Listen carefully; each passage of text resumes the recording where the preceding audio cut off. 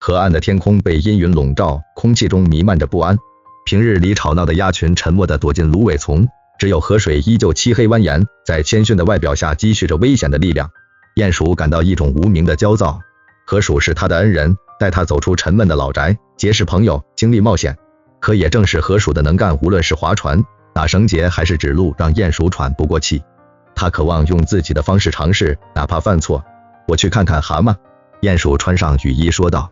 河鼠头也不抬地提醒，记得上次你独自出去的教训。这话刺痛了鼹鼠，他嘟囔着抱怨，踏上了前往蛤蟆庄园的路。眼前的景象让他震惊，树篱杂乱，玫瑰凋零，草坪枯黄，原本熠熠生辉的白墙漆皮剥落。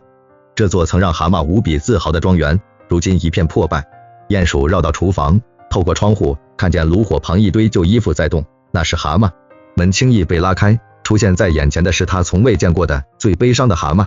他眼睛无神，毛衣沾满油渍，灯笼裤松垮如麻袋。你好，蛤蟆声音虚弱，有点乱，抱歉，可我整个人都不太好。说完，他放声大哭。